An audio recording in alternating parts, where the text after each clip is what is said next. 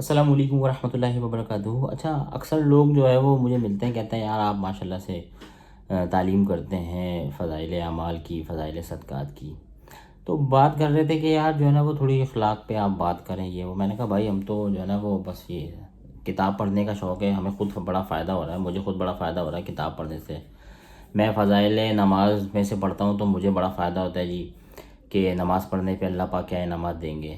میں قرآن پاک کے فضائل پڑھ کے سناتا ہوں آپ لوگوں کو، ویڈیو بناتا ہوں تو بار بار میں اس کو پڑھتا ہوں، کبھی جی صحیح نہیں بن رہی تو اس میں میری اپنی بڑی لرننگ ہو رہی ہے۔ پھر بات یہ ہے کہ آج ہم جو ہے وہ مدنی مسجد میں تھے، وہاں بیان میں یہی فرما رہے تھے کہ دیکھیں سب سے پہلے تو یہ جو آپ سوچیں کہ یہ تعلیم جو ہے یہ کیوں ہم کرتے ہیں، گھر میں تعلیم کرتے ہیں، مسجد میں تعلیم میں بیٹھتے ہیں، اللہ کے راستے میں جاتے ہیں، 2.5 گھنٹے کی جو ہے وہ تعلیم ہوتی ہے، وہاں پر تعلیم میں کہتے ہیں بیٹھو اور اعمال کے فضائل سنو گے، عمل کرنے کا شوق اور جذبہ پیدا ہوگا، اعمال سے پڑھنے کا یقین آئے گا۔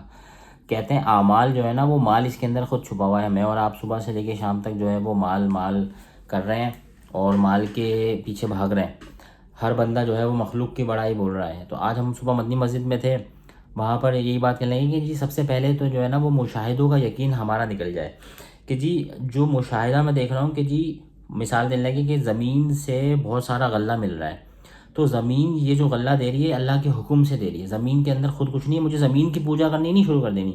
میں نوکری پہ جا رہا ہوں تو نوکری سے مجھے تنخواہ مل رہی ہے اور میرے کام بن رہے ہیں، یہ مشاہدہ ہے، لیکن یہ نوکری کس نے دی ہوئی ہے؟ اللہ نے دی ہوئی ہے۔ اللہ چاہے تو جو ہے وہ فوراً آپ کی نوکری جو ہے وہ ختم ہو جائے ہے۔ کوئی ایک ہی کمپنی میں، ایک ہی فیکٹری میں جو ہے وہ لوگ ہیں، ایک بندہ جو ہے وہ وہاں پر 10 گھنٹے کام کرتا ہے، اس کو 37,000 روپے نوکری مل رہی ہے، 40,000 روپے تنخواہ مل رہی ہے۔ ایک بندہ وہیں پہ 8 گھنٹے کام کرتا ہے، اس کو 2 لاکھ روپے تنخواہ مل رہی ہے۔ کون دے رہے ہیں؟ اللہ دے رہے ہیں۔ قابلیت ہے، محنت ہے، وہ بات صحیح ہے آپ کی، آئی انڈرسٹینڈ، لیکن بات ہم یہ کر رہے ہیں کہ جی مشاہدوں کا یقین نکل جائے اور اللہ سے ہونے کا یقین آ جائے۔ تو یہ مشاہدوں کا یقین توڑنے کے لیے یہ اعمال کے فضائل ہوتے ہیں، فضائل سننا کہ جی رمضان، فضائل رمضان گزرا ہے، آپ نے اس میں دیکھی پلے لسٹ، ہم نے کوشش کی تعلیم کرنے کی، ہمیں خود بھی بڑا فائدہ ہوا، ہمارے بچوں کو بڑا فائدہ ہوا، وہ سامنے بیٹھے ہوئے سن رہے ہوتے ہیں تعلیم۔ تو فضائل، نماز کے فضائل سنیں گے، سورہ یاسین کے فضائل ہیں کہ جی سورہ یاسین، ہم ویڈیوز بھری پڑی ہوئی ہیں یوٹیوب وغیرہ یہ وہ، لیکن ہم سنتے نہیں۔ ہم دیکھیں نا کوئی ایڈ ہم بار بار دیکھتے ہیں، بار بار ایک ہی ایڈ کو دیکھتے ہیں، تو پھر ہم کہتے ہیں یار اس کا یقین بنتا جاتا ہے، اور یہ شیمپو کا ایڈ میں دیکھ رہا ہوں اور اس سے جو ہے نا وہ خشکی غائب ہو گئی ہے، اب وہ شیمپو خرید کے لے آتا ہے۔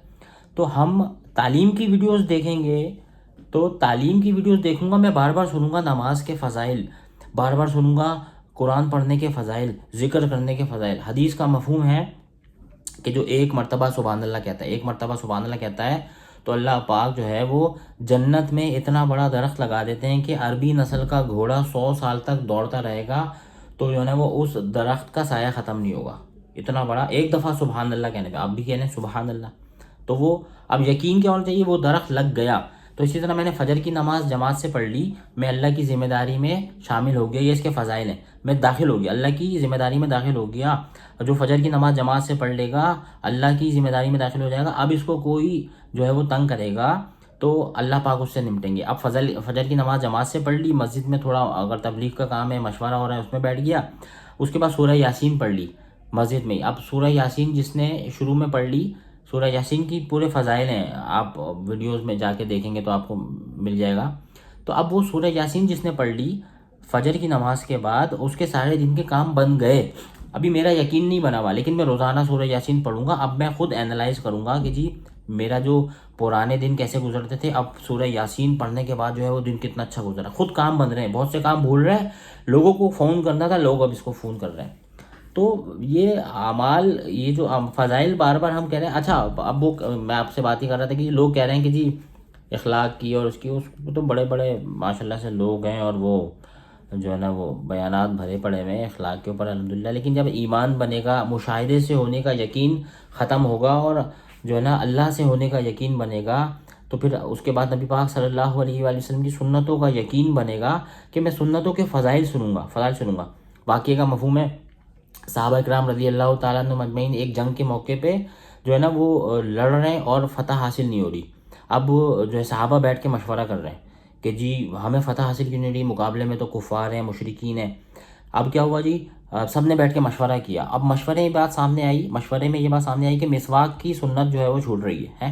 مسواک الحمدللہ میری یہیں رکھی ہوئی تھی. تو وہ مسواک کی سنت چھوٹ رہی ہے. اب سب نے بیٹھ کے مشورہ کیا، سب نے کہ مسواک کی سنت چھوٹی ہے. سب نے جو ہے وہ مسواک کی اللہ پاک نے جنگ میں فتح دے دی. اللہ پاک نے جنگ میں جو ہے وہ فتح دے دی سنت پوری کرنے سے. لیکن بات سمجھ میں نہیں آتی. لیکن جی اللہ پاک کرتے ہیں، اپنی قدرت سے کرتے ہیں، اور اللہ پاک جو ہے وہ نبی پاک صلی اللہ علیہ وآلہ وسلم کی سنتوں پہ کرتے ہیں. اللہ پاک کرنے میں کسی کے محتاج نہیں. تو جی آپ سے درخواست ہے کہ ان کو تعلیم کی ویڈیوز کو دیکھیں، بار بار دیکھیں. انشاءاللہ اس کا یقین بنے گا، ایمان بنے گا. مشاہدے سے ہونے کا یقین ختم ہوگا، اللہ سے ہونے کا یقین بنے گا. السلام علیکم ورحمۃ اللہ.